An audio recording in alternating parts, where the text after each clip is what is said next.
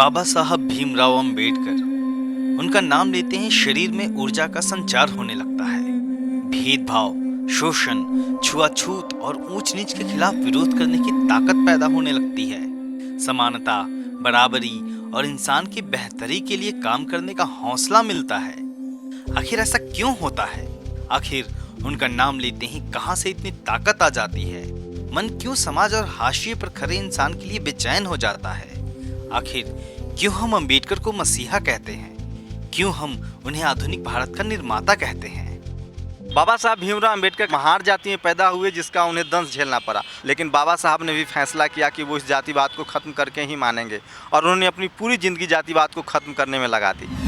अंबेडकर का जन्म 14 अप्रैल 1891 को मध्य प्रदेश के महू में हुआ था।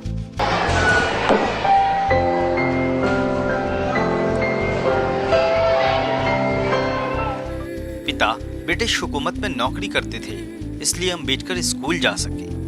ये वो समय था जब जातिवादी व्यवस्था के तहत किसी अछूत को स्कूल तक जाने का अधिकार नहीं था। लेकिन अंबेडकर सिर्फ स्कूल ही नहीं गए, अपनी मेहनत और आत्मबल से उन्होंने वो डिग्रियां हासिल की जो उन्हें दुनिया के सबसे ज्यादा पढ़े लिखे लोगों की कतार में आगे खड़ा करता है। उस दौर के हमने कई नायकों की जीवनियाँ पढ़ी हैं या हमें बताई गई हैं। उन सब जीवनियों में उन नायकों के छात्र जीवन पर बहुत जोर दिया गया है कि कैसे वो मेधावी थे और पढ़ाई को लेकर कभी खंबे के नीचे बैठ जाते थे तो कभी कैम्ब्रिज तक चले गए। वो होंगे भी मेधावी, मैं वो नहीं कह रहा कि वो मेधावी नहीं होंगे, लेकिन कभी किसी ने अंबेडकर के छात्र जीवन को प्राथमिकता नहीं दी। मुझे लगता है कि एक समाज को अंबेडकर के छात्र जीवन से ज़्यादा प्रेरणा लेनी चाहिए। वो इसलिए नहीं कि उन्होंने बहुत तकलीफ़ में पढ़ाई की। मुझे जब मैं कोलंबिया की सीढ़ियों पे चढ़ रहा था तो मैं यही सोच रहा था कि अपने पूरे समाज से तब वो एक लड़का थे कि वो लड़का आया होगा यहाँ पर पढ़ने के लिए, है ना, छात्र, हाँ, हमारे आपके जैसा।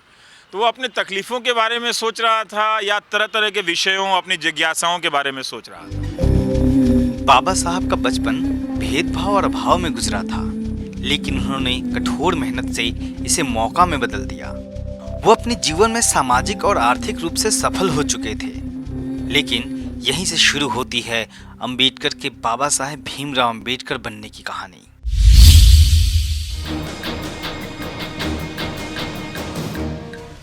अंबेडकर ने सामाजिक, राजनीतिक और आर्थिक स्तर पर ऐसे ऐसे काम किए जिस वजह से वो तारीख ही उनके नाम से इतिहास में दर्ज हो गई। वहाँ जब जो किताब रखी हुई है उनकी प्रतिमा के बगल में, लाइब्रेरी के बगल में, तो उसमें यही लिखा हुआ है कि अंबेडकर बहुत ही जिज्ञासु छात्र थे और वो कई तरह के विषयों और उस समय के दुनिया भर के जो मशहूर बौद्धिक लोग थे उन सब के साथ उनका रिश्ता था। वो रिश्ता क्या यूं ही हो गया होगा कि कोई एक छात्र है, ज़रूर अपनी जिज्ञासा को लेकर जाते होंगे, कुछ पढ़ के जाते होंगे, उनकी किताबें पढ़ के जाते होंगे। ज़रूर उन प्रोफेसरों को ये छात्र अपनी जिज्ञासा से हैरान करता होगा कि क्या चीज़ है ये, अपनी पढ़ाई को लेकर, जानने को लेकर। और कैसे उनकी जब जो लंदन वाली पढ़ाई अधूरी रह जाती है तो उसको पूरा करने के लिए, उस अधूरी पढ़ाई को पूरा करने के लिए वो कितना प्रयास करते हैं। तो ये इस पहलू पर लोगों ने कम चर्चा की है। मुझे लगता है कि अब थोड़ा थोड़ा लोगों का ध्यान जाने लगा है, पर अंबेडकर एक नौजवान लड़के के रूप में अंबेडकर का सही तरीके से चित्रण अभी नहीं किया गया है। वो सबके लिए ज़रूरी है, वो नहीं कि सिर्फ जो दलित हैं, जो पिछड़े हैं उनके लिए, बल्कि वो सब ऐसे छात्र जिनके पास जिज्ञासाएं हैं और साधन नहीं है, वो किसकी तरफ देख सकते हैं, वो उन्हें अंबेडकर की तरफ देखना चाहिए। तो पता चलेगा कि जेब में अठन्नी नहीं है, लेकिन वो कोलंबिया से भी पढ़ा है और लंदन से भी पढ़ के आ गए। और उन्होंने जर्मन भाषा सीखने के लिए भी वो जर्मनी भी जा रहे थे, लेकिन लौट आए किसी और वजह से। अंबेडकर को बचपन में क्लासरूम के बाहर बैठना पड़ता था। वो अपनी मर्जी से पानी तक नहीं पी सकते थे। कई बार तो स्कूल में उन्हें प्यासा रह जाना पड़ता था। इसके बाद उनका परिवार मुंबई चला गया। अंबेडकर हाई स्कूल तक पहुंचने वाले अपने समाज के पहले छात्र थे, जहां उन्होंने मैट्रिक पास करने के बाद कॉलेज में दाखिला लिया। आप कल्पना कीजिए किस तरह के हालात रहे होंगे उस समय भी और आज भी। जो छुआछूत का एक दिमाग में बना हुआ है, तो जिस जाति में वे पैदा हुए थे उस जाति के बच्चे उन दिनों स्कूलों में दाखिल नहीं किए जाते थे, और अगर वो दाखिल हो भी गए तो उन्हें अलग बैठने के लिए कहा जाता था। वही उनके साथ भी हुआ। अंबेडकर अब जान चुके थे कि शिक्षा ही उनके जीवन को सफल बना सकती है, जिसके बाद उन्होंने 1913 से लेकर 1923 तक एक के बाद एक कई डिग्रियां हासिल की। उन्होंने राजनीतिक शास्त्र, अर्थशास्त्र, कानून में उच्च शिक्षा हासिल की। वो कोलंबिया यूनिवर्सिटी और लंदन स्कूल ऑफ इकोनॉमिक्स में पढ़ने के बाद दुनिया को करीब से जानने लगे थे। लेकिन जैसे ही भारत आते, छुआछूत का भूत उनके सामने खड़ा हो जाता। नौकरी से लेकर हर काम में उन्हें जातिवाद झेलना पड़ा। अब उन्होंने सामाजिक बदलाव का जिम्मा अपने ऊपर ले लिया था। बड़ौदा में जब वो अधिकारी के पद पर नियुक्त हुए थे, तब लोग उनके हाथ में फाइल नहीं पकड़ाते थे, फाइलें फेंक कर दी जाती थी उनके सामने। तो मैं ये समझ रहा हूँ कि, लेकिन इसके बीच में भी अंबेडकर के छात्र जीवन को देखिए ना, वो आइस स्केटिंग करते थे, है कि नहीं? तो मुझे तो समझ में नहीं आती है कि जो आदमी एक ऐसे भयानक शून्य में पैदा हुआ है, वो अपने जीवन को किन किन चीज़ों से भर रहा है, और वो अपने लिए नहीं भर रहा है। वो बिल्कुल ही अपने लिए नहीं भर रहा है कि मैं यहाँ अमेरिका आया हूँ तो अपने लिए जी रहा हूँ, बल्कि तमाम देशों में तमाम भाषाओं को जानने की प्रक्रिया में एक ऐसे समाज के लिए वो जीने लगा, वो आदमी, कि जो आने वाले समय में शायद, इसलिए एक बहुत सारा उदाहरण उनके द्वारा बनता चला जा रहा है कि जब वो वंचित समाज एक दिन देखेगा तो वो यकीन नहीं कर पाएगा कि इस प्रवृत्ति का 20वीं सदी के उस हिस्से में एक ऐसा भी छात्र जीवन, एक छात्र है जिसके पास कुछ भी नहीं है ना, ना समाज है, ना पहचान है, उसके पास कुछ भी नहीं है। उस शून्य से निकलकर वो हासिल करता है। मुझे लगता है कि उसका चित्रण किया जाना चाहिए, करना चाहिए लोगों को, ताकि वो पता चले कि अंबेडकर होने का मतलब क्या होता है। मतलब वो सिर्फ मूर्ति नहीं है और तस्वीर नहीं है। अंबेडकर अब पूरी तरह से जाति प्रथा और छुआछूत के खिलाफ मोर्चा खोल चुके थे। 1925 में साइमन कमीशन को उन्होंने जातीय सुधार के लिए अपने सुझाव दिए। 1927 में पानी के लिए संघर्ष किया। 25 दिसंबर 1927 को मनुस्मृति को जलाया। उन्होंने मंदिर में जाने के लिए आंदोलन चलाया। जो उनके साथ हुआ था वही दूसरों के साथ न हो, इसके लिए उन्होंने एक समाज सुधार का आंदोलन चलाया। और बात यह है कि उस समय जैसे मान लीजिए गाँवों में कुएं भी बटे हुए थे, यानी ये कुएं, इस कुएं पर तो उस जाति के लोग ही पानी भर सकते हैं। बाबा साहब अम्बेडकर ने इस भेदभाव के खिलाफ आवाज़ उठाई और कहा कि नहीं, ये नहीं होना चाहिए, और सभी, यानी कोई भी कुआं केवल एक जाति के लिए सुनिश्चित न किया जाए। उसी तरह से मंदिर का जो सवाल था वो भी था, छुआछूत का था। अंबेडकर ने पूना पैक्ट के तहत दलितों के लिए अलग निर्वाचन की मांग रखी। अंग्रेज इस पर सहमत थे, लेकिन गांधी इसके विरोध में खड़े हो गए। गांधी की जान मुसीबत में फंसी हुई थी। अंबेडकर पर दबाव पड़ा और गांधी की जान बचाने के लिए बाबा साहब को समझौता करना पड़ा। इसके बाद अंबेडकर ने गांधी की जान बचाने के लिए आरक्षण पर सहमति जताते हुए अलग निर्वाचन की मांग वापस ले ली। अंबेडकर को अपना ये फैसला हमेशा खलता रहा। उन्हें लगता था कि शोषित समाज के लिए पृथक निर्वाचन बहुत जरूरी था। आमरण अनशन पर जाने के बाद 20वें या 21वें दिन पूरे देश में इस बात पर चिंता व्यक्त की गई कि गांधी को बचाया जाए। तो राजा, उसमें बड़े बड़े लोगों ने अपनी भूमिका अदा की है। जहाँ तक मैं याद कर पा रहा हूँ, घनश्याम दास बिरला के निवास पर मुंबई में एक बैठक हुई और उस बैठक में राजा भी थे, डॉक्टर भीमराव अंबेडकर थे, पंडित मदन मोहन मालवीय भी थे। उस बैठक में ये बात भीमराव अंबेडकर को गुजारिश की लोगों ने कि आप पूना चलें। पूना आगा खां के महल में वो बातचीत हुई।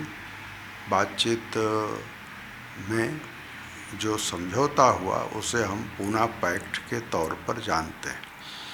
तो अंग्रेज़ों की जो चाल थी उसको कहना चाहिए कि डॉक्टर भीमराव अंबेडकर या बाबा साहब अंबेडकर अगर न चाहते तो वो सफल हो जाती। India will awake to life and freedom.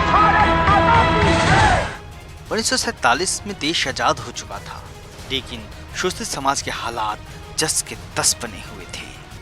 Ambedkar को संविधान ड्राफ्टिंग कमेटी का चेयरमैन बनाया गया। बाबा साहब की अथक मेहनत का नतीजा था कि 26 नवंबर 1949 को संविधान को अपना लिया गया। अंबेडकर देश के पहले कानून मंत्री बनाए गए, लेकिन महिलाओं के हितों की वकालत करने वाली हिंदू कोड बिल को रोके जाने के खिलाफ 1951 में उन्होंने इस्तीफा दे दिया। ये हिस्टोरिकल ऐतिहासिक तथ्य हैं कि उनके साथ हुआ है, लेकिन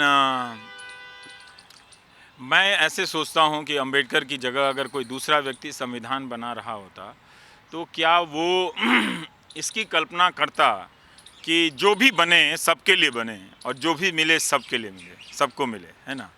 एक ऐसा व्यक्ति जो अपने पूरे सामाजिक और राजनीतिक अनुभव में उस वक्त तक, जब वो देश का कानून मंत्री है, तब तक वो हाशिए पर रखा जा रहा है, तब तक वो एक सर्व समाज का स्वीकृत नेता नहीं है एक तरह से, लेकिन उसके बावजूद भी वो सबके बारे में सोच रहा है, सिर्फ अपने बारे में नहीं सोच रहा है। तो ये और हिंदू कोड बिल का उदाहरण है अब, लेकिन चूंकि उसका राजनीतिक रूप से दूसरे प्रसंगों में इस्तेमाल हो रहा है, लेकिन देखा जाना चाहिए कि विरोध करने वाले किस सोच के थे। वो जो सोच है जो इस्तेमाल करना चाहती है अम्बेडकर का, उस सोच के लोग तो जो सत्तारूढ़ पार्टी आज भी लोग हैं, आज उनकी अपनी पार्टी है, आज वो अलग अलग पार्टियों में उस तरह से वही सोच है, तो वो एक सोच के लोग विरोध कर रहे थे अम्बेडकर का, और वही सोच अब उस अम्बेडकर को फिर से एक हथियाने का प्रयास कर रही है, अपना वर्चस्व कायम करने का प्रयास कर रही है। आज़ादी के बाद जाति आधारित शोषण के खिलाफ उन्होंने फिर लड़ाई शुरू की। बाबा साहब ने दर्जनों किताबों और अखबारों के जरिए शोषण के हथियार हिंदू धर्म पर हमला बोल दिया। इसी बीच अब वो बड़ा फैसला कर चुके थे। उन्होंने तय किया कि हिंदू धर्म में जन्म लेना उनके बस की बात नहीं थी, लेकिन हिंदू बनकर वो मरेंगे नहीं। Though I was born a Hindu, I solemnly assure you that I will not die as a Hindu. 14 अक्टूबर 1956 को नागपुर में उन्होंने 5 लाख समर्थकों के साथ बौद्ध धर्म को ग्रहण किया। देखिए, वो उस हालात में एक बड़ी बगावत थी, है ना, कि एक समय में जब आप धर्म के भीतर की जो बुराइयां होती हैं, दुनिया के तमाम धर्मों में वो बुराइयां हैं, दुनिया के तमाम धर्मों में अच्छाइयां भी हैं, उसका हेजमनी ऐसा कायम हो जाता है, उसका वर्चस्व ऐसा बनता है कि कोई उसके विरोध में जाके नहीं बोलता है, उससे नहीं लड़ता है। अंबेडकर ने साफ साफ बताया कि हमारी जो समस्या है, हमारे होने की जो चुनौती है, वो इन्हीं धर्म की बनाई हुई व्यवहारिक या लिखित मान्यताओं से है। उसे लेकर वो कंफ्यूज नहीं थे, इसलिए उन्होंने एक समानांतर रेखा खींचने का प्रयास किया। बौद्ध धर्म को अपनाने का यही था कि बौद्ध धर्म ने भी, वो भी एक बगावत है, तो एक प्रचलित मान्यता और धर्म से बगावत करने के बाद ही बौद्ध धर्म का पूरा इतिहास है, उस बगावत से उसका इतिहास है।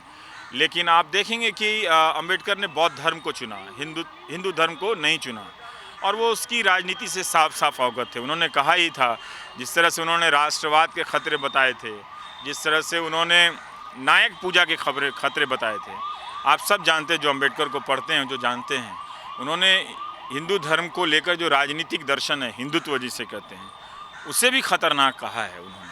तो एक समय में जब उनके पास अपनी सोच बनाने के लिए कहीं कोई उदाहरण नहीं है, तो वो अपनी सोच बना रहे हैं, अपना राजनीतिक दर्शन तय कर रहे हैं।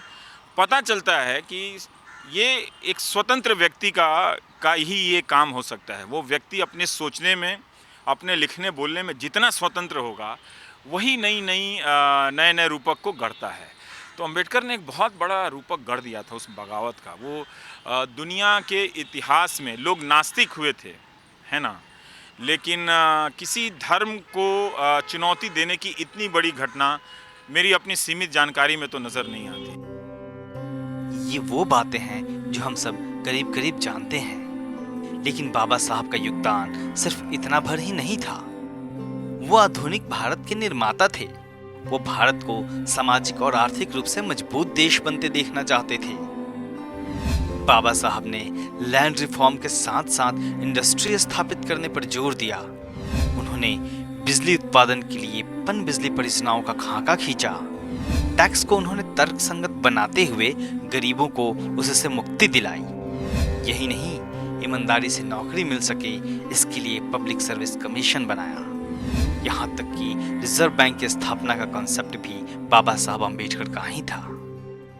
अगर उनको आज़ादी के बाद पहले भारत सरकार बनी, जो पहले आम चुनाव के बाद, उसमें अगर उनको कोई मंत्रालय, आर्थिक मंत्रालय दिया जाता तो उनके जो विचार थे उसको लागू करने और करके दिखाने में उनको सहूलियत होती, सुविधा होती। वो अवसर उनको नहीं मिला। फिर उन्होंने अपनी जो पार्टी बनाई, उस पार्टी को भी सत्ता में रहने का कोई अवसर नहीं मिला और 56 में चले गए। तो उन्होंने राजनीतिक चेतना के लिए जो काम किया, लोगों के दुख दर्द को बांटने का जो काम किया, अधिकारों की जो लड़ाई लड़ी, उसके लिए तो बाबा साहब अम्बेडकर जाने जाते हैं। लेकिन राजनीतिक सुधार, आर्थिक परिवर्तन और विकास के जो उनके सपने थे, उसको लागू करने के लिए उन्हें समय नहीं मिला। समय मिलता तो मैं ये मानता हूँ कि देश बहुत पहले विकास की रफ्तार में, या कहना चाहिए कि विकसित देशों की कतार में भारत खड़ा हो सकता। अम्बेडकर इस पूरी लड़ाई में समाज को तो सब कुछ दिलाने में कामयाब रहे, लेकिन निजी तौर पर वो अपना सब कुछ खोते चले गए। रमाबाई, जो 9 साल की उम्र में पत्नी बनकर अम्बेडकर की जिंदगी में आई थीं, वह भी 1935 में उन्हें छोड़कर चल बसी। डॉक्टर अम्बेडकर के 4 बच्चे बिना दवा के मर गए, लेकिन फिर भी कभी उनको इस बात का रंज नहीं रहा। लोगों के दबाव और डॉक्टर की सलाह पर 15 अप्रैल 1948 को उन्होंने दूसरी शादी शारदा कबीर से की, जो बाद में सविता अम्बेडकर कहलाई। लेकिन बाबा साहब का बीमारी की वजह से स्वास्थ्य गिरता चला गया और 6 दिसंबर 1956 को उनका महापरिनिर्वाण हो गया।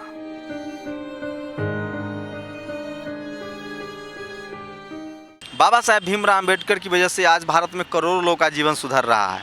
वो आधुनिक भारत के निर्माता कहे जाते हैं। वहीं पूरी दुनिया उन्हें समानता, बराबरी और लोकतंत्र के दूत के रूप में याद करती है। कैमरामैन इमरान अली बेग के साथ शंभू कुमार सिंह, नेशनल दस्तक, दिल्ली।